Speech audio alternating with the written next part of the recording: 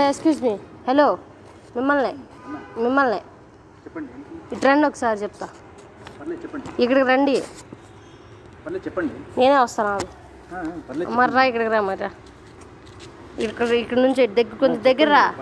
అంటే దూరం నుంచి చెప్తే వినపడదు మీకు దగ్గర రండి చూద్దా ఏంటో చెప్పండి అసలు ఇటు రా అన్నప్పుడు రా ఇక్కడికి రా అసలు ఎవరు అనుకుని మాట్లాడుతున్నారండి నీకు మంచి జాబ్ చూసాను ఇక్కడికి రా చెప్తా తెలుసు నాకు రోజు నువ్వు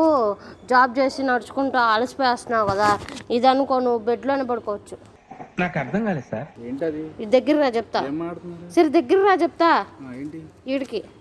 సరే నేను వస్తాను చెప్పండి మరే నీకు మంచి జాబ్ చూసాను నేను ఆల్రెడీ జాబ్ చేస్తున్నాను కాల్ బాయ్ జాబ్ చెయ్యి call bye job call centre జాబా ఏంటి మీరు కాల్ బాయ్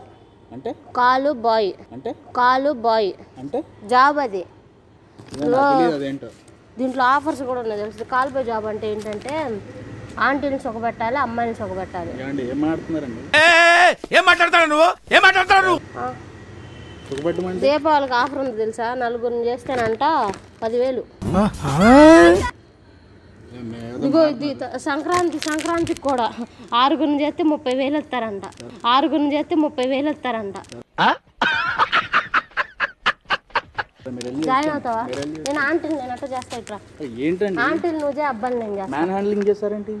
చేయబట్టుకుంటేనా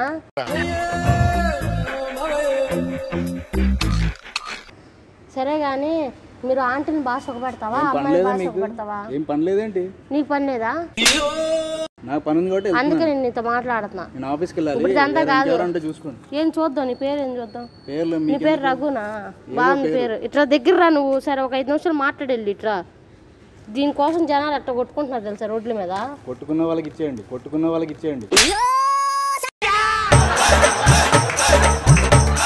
నువ్వే కావాలి ఇట్రా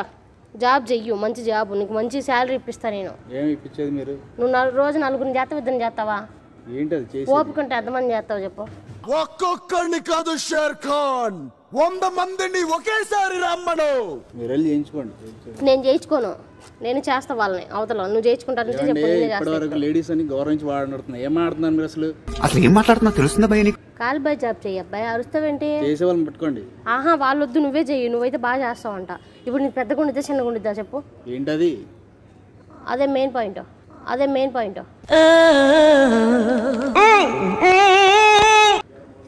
ఏం మాట్లాడుతున్నారండి అసలు మీరు నీ మోర ఉంటుందా లేకపోతే